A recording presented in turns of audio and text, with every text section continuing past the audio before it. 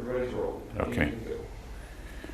So you guys announced yesterday about the $25,000 awards for information leading to arrests in the recent shooting deaths of young children in our city. Since the announcement, Chief, has there been any progress? Have you gotten some phone calls, any tips? Yes, so I would say that there's been some tips rolling in. Of course, none is, you can't have too many. Yeah. But people are responding. $25,000, Right. Is that enough? We think $25,000 is a very significant amount of money, and we believe it will be enough, particularly in the cases of these kids. It's going to take the community to help us solve these crimes. All right, a reward is fine to try to find the killers, but that's not a solution to the problem. And we were just talking off camera, but it seems like this city can come together for things like the Blues Parade, Major League Soccer, for instance. Now, that was a case of leadership, investment, success. Why isn't there the same kind of coordinated effort to stop the violence and to stop these kids from getting killed? I think there are a lot of people that are putting effort into this, and of course the city certainly is. But it is a difficult problem. It goes from early childhood education up through summer jobs for teens, to our educational system, to drugs, to disputes, domestic disputes. So it's a very broad issue. People are coming together, and of course everybody is interested in solving it. So explain to me how people are coming together. How are people coming together? And give me an example of what's happening. I think historically, it's been a terrible culture within the African American community with respect to trust between the community and police, trust among even neighbors. And so what we have seen over the years is a narrative that people who see things should not say things. And so the no snitch policy. I think that no snitch policy is starting to evaporate in the city of St. Louis. People are tired, and people feel like they have an obligation to help in public safety. I often say that public safety is everybody's responsibility. The most important people in public safety are, of course, its members, the community members, and those folk are starting to step up. And a great example of that is what the people did in the Hyde Park area where the 7-year-old was killed. That crime was solved, and we were able to make an arrest because the people in the community stood up and they said no more. Chief, you're nodding your head. Because I don't think most people are optimistic about what's been happening, because we see the numbers of these kids getting killed, but you're nodding your head. Do you think progress is being made?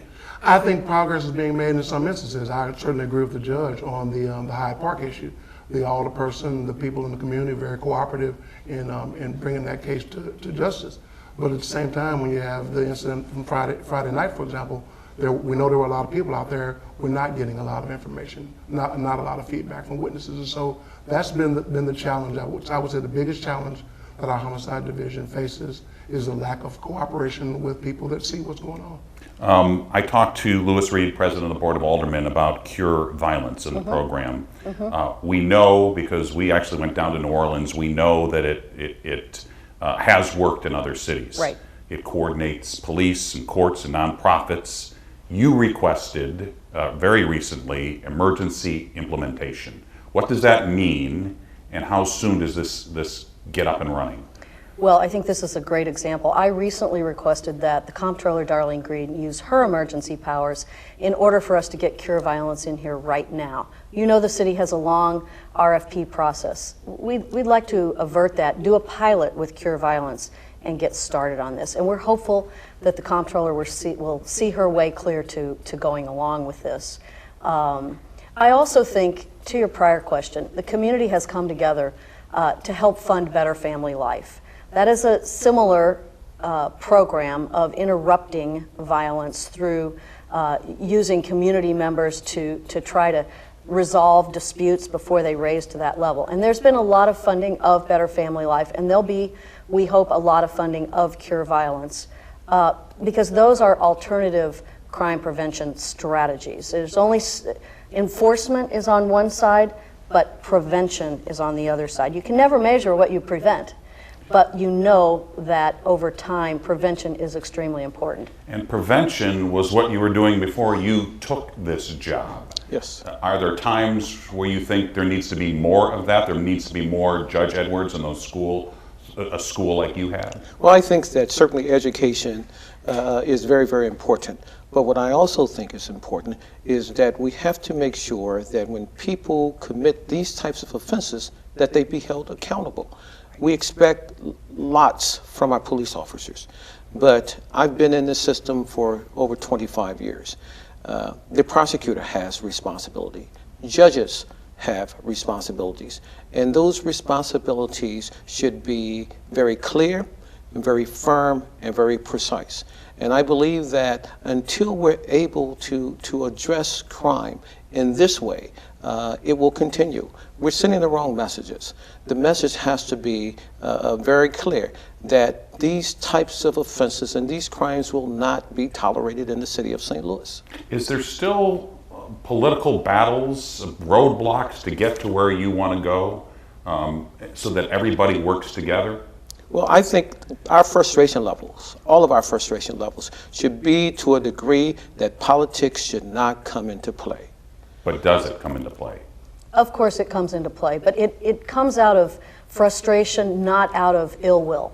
I give everybody the benefit of the doubt on this. The frustration in solving these issues, these violence issues, the easy access to guns that we have in our community, the proliferation of drugs that we have in our community. I mean, those are the root causes. Of course, along with poverty, we know that poverty is a driver, but 2.5 years ago, the state of Missouri changed the law where now you don't need a permit, you don't need any training, you don't need anything to be able to carry a gun almost anywhere, anytime. And that has really escalated the crime, we believe. Gun violence leads to more gun violence. And so easy access to guns is one of the factors. Of course, there are many others, but that is something that's changed in the last 2.5 years. So is that a message to the Missouri legislature? It absolutely is. We've talked with the governor about that. It's a very difficult message, but when you talk about politics of this, we need to set the politics aside. And the politics arises out of frustration, not out of ill will. But we need to set that aside and come together. Chief, last I checked, your department had 150 openings for police officers. How much is that hurting your ability to do the job? Well, it certainly limits our ability to refresh ourselves. I mean, hey, like for example, when we talk about homicides, they're oftentimes going back on homicide scenes before they get a chance to sit down and really look and see the information that they have. And so very challenging. It's wearing, in other words, it's wearing folks out. We're utilizing a lot of overtime to fill in those gaps. And so very challenging. I certainly wish I could have those officers. I was going to say that I certainly believe that one of the biggest barriers is the residency rule. We have the most violent crime. We have the most demand for officers. No other police department in this region has a residency rule. And it's really, and our recruiters have told us that that's the biggest barrier to inviting people to. All right, so if that's the biggest barrier, why don't we change the rules? We want to change the rules. I issued an executive order to waive the residency for 50 officers, the next 50 officers hired. Here's the issue. It's in the city charter. So we are, right now, there's a bill before the Board of Aldermen. We are encouraging, pressing, lobbying the Board of Aldermen to put that on the ballot so that the citizens of St. Louis can vote, and we hope will vote, to lift residency for city employees. I have to tell you, the city of St. Louis is a great place to live, and we have a lot of great neighborhoods. We don't have to force people to live here. But when you say, I'm only going to hire from the pool of people who live here, it limits your pool, whether it's police officers or IT professionals. We have close to 1,000 openings in the city. And there are more and more people moving into the city all the time. We have a big influx of the millennial population. We're really thrilled about that. We don't have to force people to live here. And particularly if you are already established in a neighborhood. Let's say you're 25, 30, 35 years old. Maybe you're a police officer somewhere else. We'd like to have you come be a police officer here. But you're already, your kids are in school or you go to a church. You're not going to pick up and move your family. And so we don't get a chance to really recruit that individual because they rule us out because of residency. Residency has to change.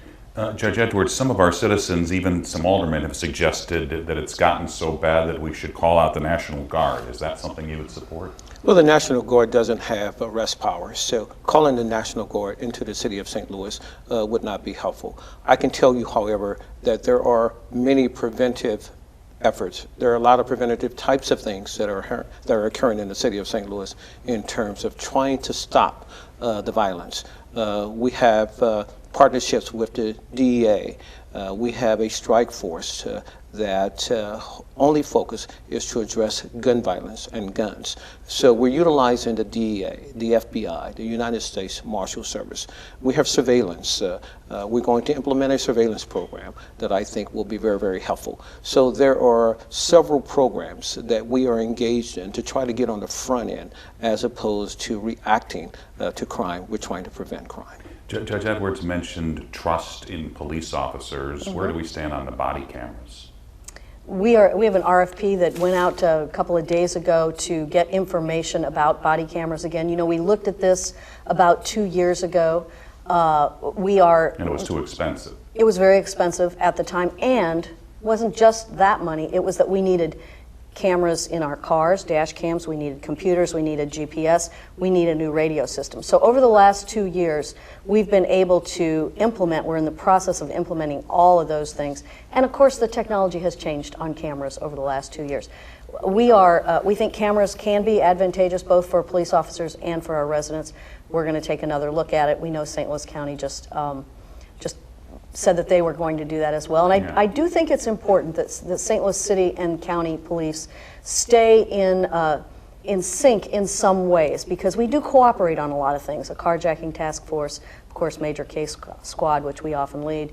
But it's important for us all to cooperate. Chief Hayden, you've said a trending factor for a lot of these homicides are drugs. How, as a police force, do you get ahead of that? Well, again, like the mayor mentioned, that we participate. We have our own drug enforcement investigation unit. They do a lot of work with respect to trying to affect the flow of drugs into the city. We are working on the task force. We're involved with the DEA task force, as well as a organized crime task force that deals with drug enforcement. We also focus our direct attention, even our patrol efforts are focused on open air drug markets. We know that there's a lot of gun violence associated with open air drug markets. Just a little known fact is that to date there have been 152 overdose deaths, and so clearly we would attribute a lot of the influx or the increase in violent crime to a lot of drug activity in the city right now. So you're making an effort, but do you feel like it's an uphill battle to try to get ahead of the drug situation if it's that overwhelming? Yeah, absolutely. It is an ongoing challenge on a daily basis. Like I said, even though we're up homicides this year by 15. We're pretty much on pace, neck and neck with 2017. So this 3-year trend is what we're trying to break. We're trying to break free from that, but it is an ongoing challenge. Judge Edwards, I talked to one St. Louis mom. She lives in a high crime area with 2 small children. She doesn't have a lot of money, so she's considering moving in with relatives down in Texas because she doesn't feel safe in St. Louis. What would you tell her? Well, the most important thing for us to do as law enforcement and public safety is to make the community safe, but more importantly, you have to feel safe. What I will tell that mom is that we're making every effort possible. We're doing everything possible to keep her safe and to keep her children safe. And I can tell you that the majority of the folk that are harmed, that are victims of violent crime in the city of St. Louis, has some type of connection, either between drugs, there is a dispute, a disrespectful dispute among those folk. There is a great or a vast amount of citizens in the city of St. Louis who do not encounter violence on a daily basis. Unfortunately, in certain areas that have all of these root cause problems, violence happens. We're in those neighborhoods. And then we see these innocent children dying. Right. Yes, we see innocent children dying. We're in these neighborhoods, and we're trying our best. And so we're very cognizant of what's going on. We even understand that with some of the teenage victims, that there is an association with drugs. For example, most recently, a 15-year-old homicide victim deceased with a weapon on his person, thousands of dollars in his pockets, and drugs on his body. Well, those are problems that we have to start to address at an early age.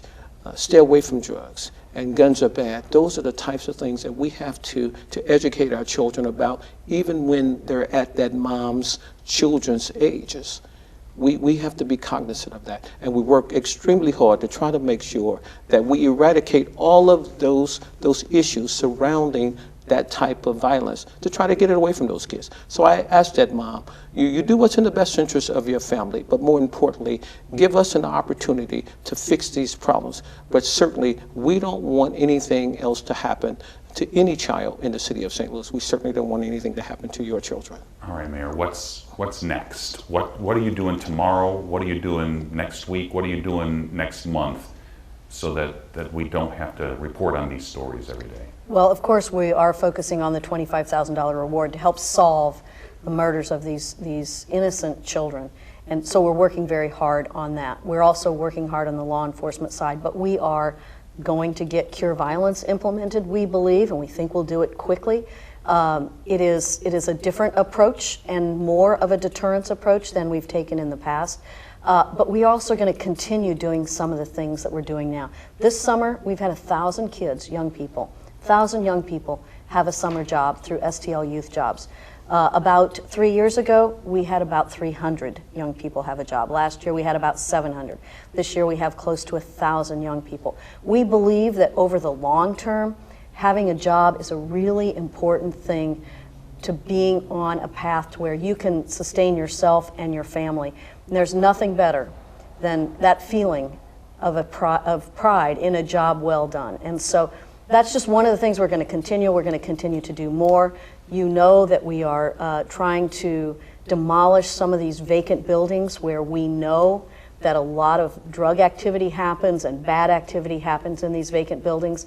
I'm fond of saying that nothing good happens in a vacant building. That's because it's true. This year we will probably take down about 700 vacant buildings. Last year it was 358. The year before that it was 149. The year before that it was 28. So you've got to work on many different fronts. You've got to be able to multitask. There's not one thing that you can do. You've got to do a lot of different things. Chief, Mayor, Judge, thank you very much for joining us. Thank you, Michael. Thank you. Thank you, Mike.